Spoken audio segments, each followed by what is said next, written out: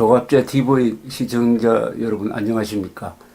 오늘은 특별한 손님을 모셨습니다. 마침 오늘 우리 사무실을 방문한 터키의 알파고 시나시 씨를 모셨는데, 알파고 씨는 한국에서 한 10여 년 동안 사시고 지한통신의 한국 특파원으로 기자로 일하셨습니다.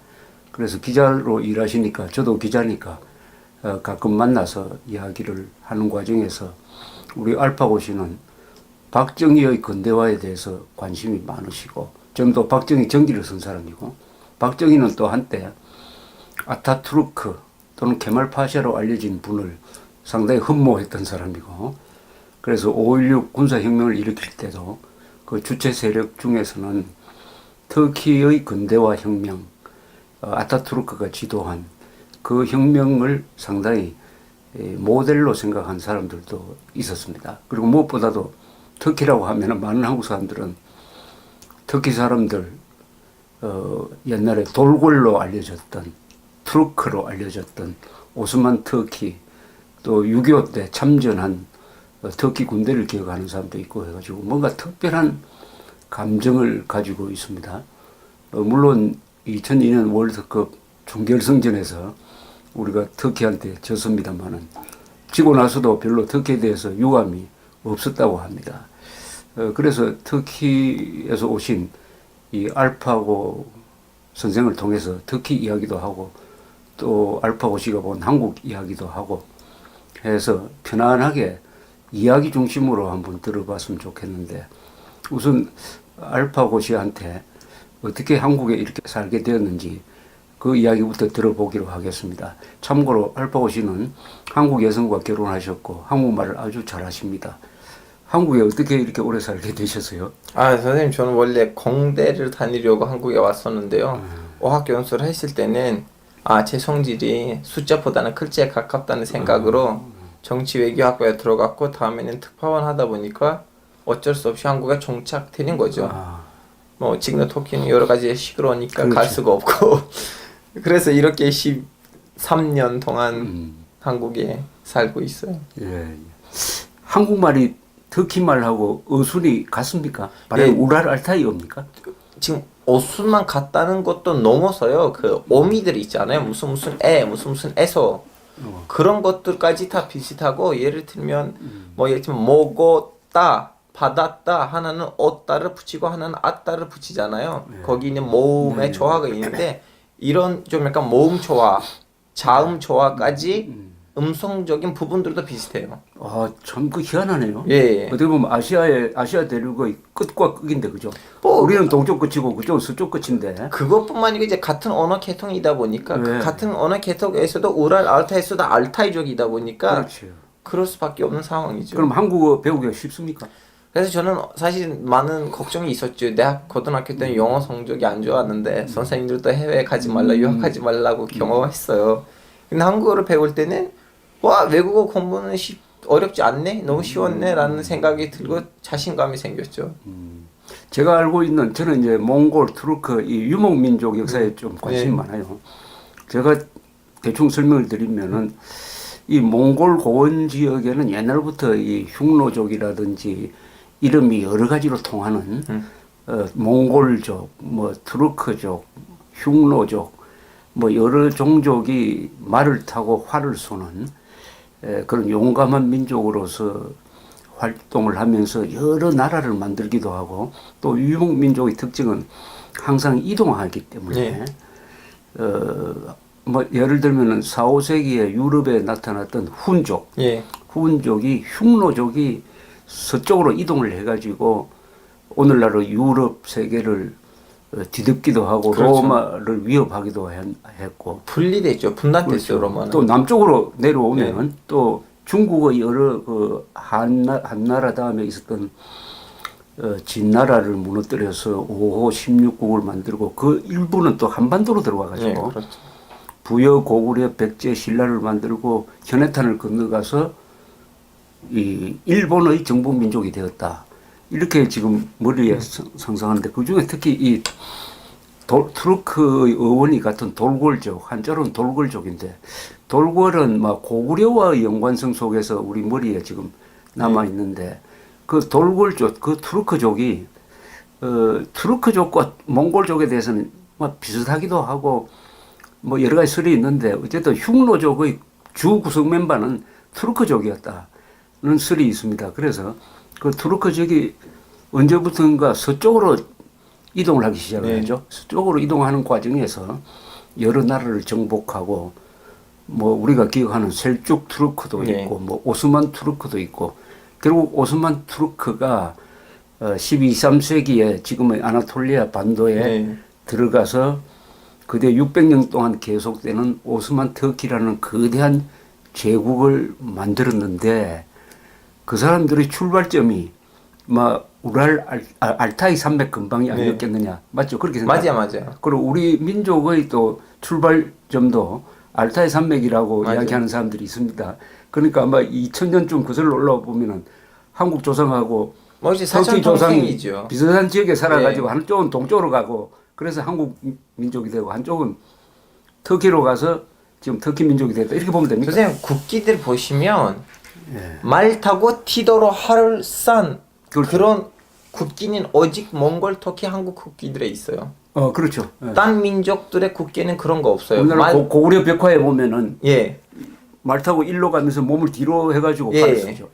이건 이제 좀 그런 기술을 발달했고요. 그리고 그 군사학을 보시면 최초의 군사 작전은 그 돌골 제국이 그 거기서 그 몽골 조원에서 했던 그 저승달 작전이에요. 초승달 작전. 예, 이제 초승달. 군대에 있는 그 가운데 있는 군인들이 친인척하고 우리는 가야겠다고 하고 뽕을 치고 뒤돌아가고 그럼 상대 군이 우리는 이겼다고 하고 신나면서 가는데 오히려 옆에 있는 그 군들이 이렇게 포위를 해버리지. 그렇죠. 초승달 안에 잡아놓고 포위를 한다는 이런 전략이죠. 그렇지. 그건 이제 군사학의 그 군사학을 공부하는 사람들한테 들었던 얘기인데 최초의 군사 작전이에요. 이제 그런 이제 저울에서 생활하다 보니까 그럴 수밖에 없는. 그럼 초승달이 거기서 나왔을까요? 이제 터키 저승달에 그거부터 세운 터키의 초승달이 군사 전략을 상징하는 거. 아니 근데 터키 저승달은 국기에 있는 저승달은 그 종교 때문인데 근데 군사 작전은 종교 때문 아니고 그 이전에 그 이전에 있었던 거예요. 그리고 지금 유럽에도 가보시면 에스토니아라든가 핀란드라든가 헝가리라든가 다 우랄 알타이 민족의 후계자들이에요. 우랄 알타이 어족. 그렇죠.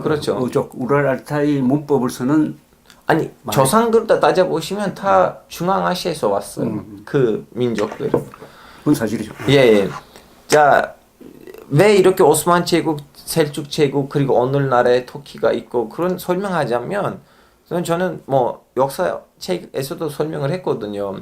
지금 투르크메니스탄 화폐를 보시면 하나의 인공 사진이 있어요. 그 역사상에 없지만 사람들이 그 단군 할아버지처럼 학문적으로 있는지 없는지 모르겠지만 근데 사람들은 믿잖아요. 그래서 오우스 칸이라는 사람인데 근데 학자들이 이거 돌고래 모두 한이라고 생각해요. 한. 예. 왕이라는 뜻이죠. 그렇죠. 왕인데 모두 한. 그래서 그 사람의 아들들이 퍼져가지고 그렇지 그쪽으로 가다 보니까 다 하나의 지역에 가서 거기를 다스리게 되고 오늘날의 셀쭉 제국, 오스만 제국 다음에 그 제국들 붕괴되다 보니까 카자키스탄, 투르크메니스탄, 오즈베키스탄, 키르기즈스탄, 중국 안에 있는 위구르족, 터키, 아제르바이잔이 나온 거예요. 그렇죠. 그러니까 제가 다시 이제 부연 설명을 하면은 이 몽골 고원지대에서 활동했던 사람들 중에 결국 대제국을 만든 두 개의 민족이 있다면 투르크족과 몽골족입니다. 그래서 투르크족이 세운 여러 나라 중에 마지막 대미를 장식하는 게 오스만 투르크, 오스만 터키, 터키인데 이 오스만 터키 사람들은 원래는 알타이 지방에 살았으나 이 서쪽으로 이동하는 과정에서 아랍 사람들 속으로 들어갔고 하고 이란 사람들 속으로 들어갔고 그 통과하는 과정에서 이슬람교를 받아들였고 그렇죠. 해서 통과하기 전에 출발 전에 받았어요. 출발 전에 이미 탈라스 강 전쟁 때는 당 나라는 아랍 사람들을 위협해요. 그때 당시엔 터키 사람들도 위협해요. 그러면 아랍 사람들하고 터키 사람들 동맹을 해서 탈라스강 전쟁을 하는 거예요. 그때는 이제 터키 사람들 아랍 사람들한테 개종을 하지만 배우는 거는 이란 사람들한테 배워요. 그래서 너무 희한하긴 하지만 터키 사람들은 수니파인데도 이슬람을 시아파인 이란 사람들한테 배운 거예요. 그렇죠. 예. 그러다 보니까 이제 결혼을 하고 가잖아요. 그럼 그 동양인 모습이 사라지고 일단은 아랍인처럼 생기고 이란인처럼 생기고 다음에 말크 한 번 더 가다 보니까 슬라브족이랑 결혼하면서 그렇죠. 이번에도 슬라브인처럼 생겨. 그래서 어느 나라 터키 사람들은 전혀 아시아 냄새가 그 별로 안 나죠. 예, 안 나요. 우리 알파고 선생 얼굴도 보면은 아시아 냄새가 저 솔직히 말하자면 투르크족 아니에요. 저 쿠르드족이에요. 쿠르드족입니까? 예, 저는 원래 중동 사람이에요. 그 근데 바빌론에서. 쿠르드족은 투르크족하고 이렇게 서로 혼혈하고 이런 거 없습니까? 야, 헌혈 많죠. 많죠. 왜냐면 종파처럼 이렇게 분리되진 않으니까 둘 다 순위파이니까 그렇죠. 많이 결혼해요. 결혼했죠. 예. 예. 근데 우리 가문에는 거의 결혼이 없어. 우리는 제일 끝에 있으니까. 근데 쿠르드족 분한테 투르크 역사를 물으니까 좀 이상하네요. 선생님, 뭐 민족주의적으로 따져보면 그러긴 하지만 근데 저는 터키 시민이고 우리나라의 그렇죠. 대다수 민족이 투르크족이다 보니까 우리나라의 국익으로 따지면 투르크랑 같은 민족 비슷한 민족들끼리 무슨 외교 정책을 하는 것이 제가 시민이 되는 나라의 국익이니까 그렇죠. 이런 얘기 해야 한다는 느낌이 들죠. 네. 그래서 이 투르크족에 대해서 조금 제가 더 이야기를 하면 지금 유럽에 있는 나라 중에서 투르크족이 만든 나라가 바로 불가리아죠. 불가리아인데 그 사람들은 불가르족. 불가르족인데 그거 없어졌어요. 왜냐면 언어는 보시면 우랄 알타이어 아니에요. 아니죠. 그런데 예. 불가르족이 한 7, 8세기쯤 예. 그 러시아 남쪽에 있다가 불가리아로 들어가서 그렇죠. 그게 지배 민족이 되거든요. 예. 그러니까 슬라브족을 지배하게 되는데 나중에 슬라브족이 워낙 많으니까 결혼하는 과정에서 네. 불가르족의 흔적이 극히 약화됐겠죠. 이제 투르크족의 특징이 뭐냐면 터키 사람들 강력하고 그런 말이 있긴 하지만 동시에도 터키 사람들이 이런 특징이 있어요. 터키 사람들이 지배층이 되면 지배하는 민족으로부터 동화되기도 돼요. 그렇죠. 제일 일반적인 예는 불가리아예요. 예, 불가르족. 불가르족이죠. 예.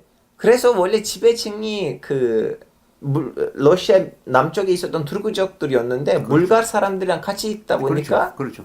동화됐어요. 그러니까 흔적이 지금은 이제 별로 없어요. 예, 별로 아예 없어요. 소수가 다수 속에서 녹아버렸으니까. 예. 녹아버렸어요.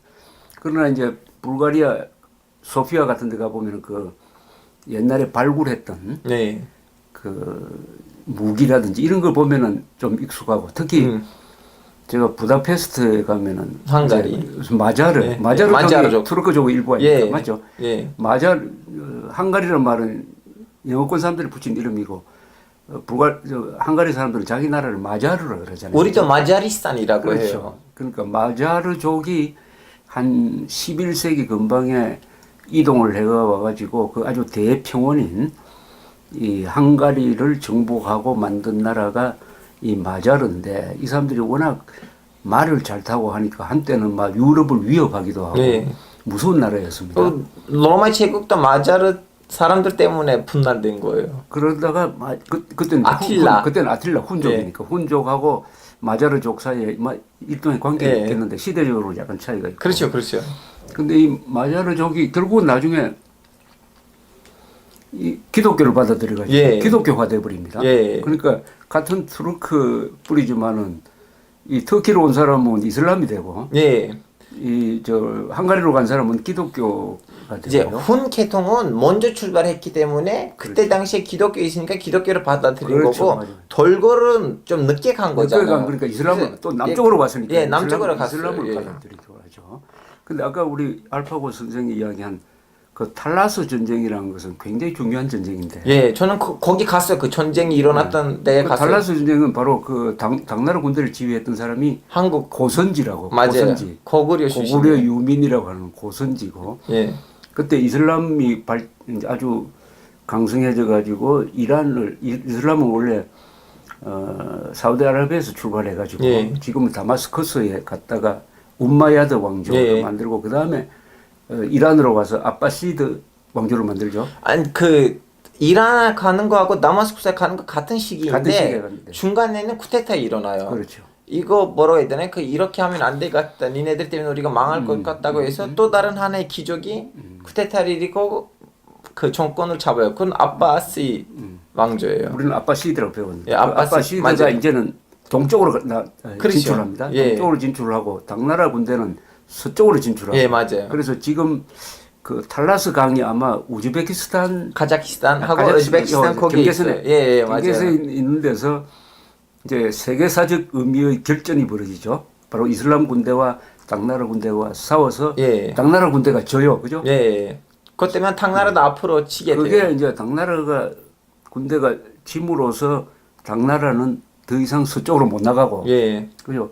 그 다음에 이슬람 군대도 천산산맥을 일부 넘어서 예. 지금 신강성까지 이제 예, 맞아요. 맞아요. 합니다만은, 근데 그때 중요한 게 당나라 군대 안에 종이를 만드는 기술자가 있었다고. 예. 종이. 예. 이 종이를 만드는 기술자가 있어가지고 이 기술자가 포로가 됐어요. 예. 이슬람의 포로가 됐다고. 그래서 비로소 서양에 종이 만드는 기술이 퍼져갑니다. 그렇죠.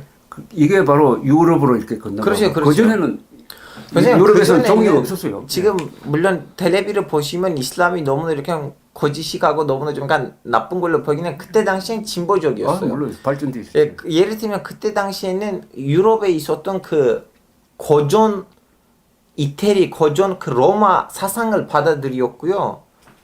사상은 로마로부터 받아들였고 그 기술은 중국하고 인도로부터 받아들였어요. 그렇구나. 예. 그러다 보니까 그 다마스쿠스 중심으로 그때 당시에 이슬람 문명은 어떻게 보면 지금으로 따지면 미국 같은 거였어요. 다들 물론이죠. 유학하러 거기 갔었어요. 물론이죠. 그래서 그때 당시 그 전쟁이 없었다면 중국하고 한국의 그 종이 기술, 다음에는 인도의 그 숫자 기술, 지금 아라비안 숫자이라는 거는 사실은 인도 숫자예요. 그렇죠. 인도 사람들한테 받은 거예요. 그렇죠. 근데 아랍 사람들 덕분에 유럽으로 넘어간 그렇죠. 거예요. 그래서 지금 이 탈라스 전투는 내 정확한 연도는 찾아봐야 751년. 751년. 년, 예. 서기 751년. 그럼 이게 8세기인데 예. 8세기의 세계 지도를 보면은 가장 문화적으로 발전한 데는 중국, 인도, 이란, 다마스쿠스. 이란, 다마스커스, 예. 중동이었습니다. 예. 유럽은 기독교 천국이 되었지만은 그 로마의 전통이 끊어져 버리고 기독교 1세기로 됨으로써 흔히 우리가